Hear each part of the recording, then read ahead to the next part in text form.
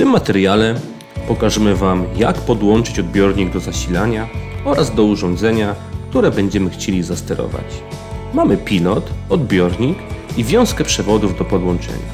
Na pierwszy rzut oka wygląda to na skomplikowane ze względu na ilość kabelków, ale nie jest to takie trudne, co zresztą zaraz pokażemy. Na froncie mamy schemat, na którym zaznaczone są numery przewodów oraz nazwy przycisków, za które odpowiadają. Zaczniemy od znalezienia przewodów zasilających, czyli tych z numerami 1, 2 i 3. Według schematu 1 to uziemienie, 2 i 3 to przewody prądowe, 2 to minus, a 3 to plus, ze względu na to, że posiada 2-amperowy bezpiecznik. Będziemy chcieli podpiąć tak przewody, by po naciśnięciu klawisza strzałka w górę A zadziała się żądana akcja. W naszym przypadku będzie to zaświecenie diody. Szukamy zatem na schemacie oznaczeń przewodów dla przycisku Up i widzimy, że są to odpowiednio numery 6 i 7.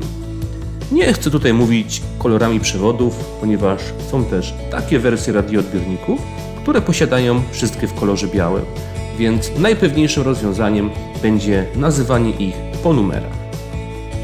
Przewody 6 i 7 odnalezione, odkładamy je na bok i przystępujemy do podłączenia zestawu do zasilacza. Nasz radioodbiornik może pracować w przedziale 24-264 V, więc może być zasilany prądem stałym, jak i zmiennym. Ja podpinam go pod 24 V. Przewód numer 1 podpinam pod uziemienie, przewód numer 2 pod minus, a numer 3 pod plus. Przewód numer 6 również podpinam pod plus, a przewód numer 7 podpinam do urządzenia. W naszym przypadku jest to dioda sygnalizacyjna. Przewód wychodzący z urządzenia podpinam pod minus, tak jak w przypadku przewodu numer 2. Wszystko podłączone, sprawdzamy, czy działa. Włączam zasilacz, radioodbiornik zaczyna migać. Włączam pilot, przekręcając czerwony grzybek i naciskam przycisk start. Na radiu dioda zaczyna palić się ciągłym zielonym światłem.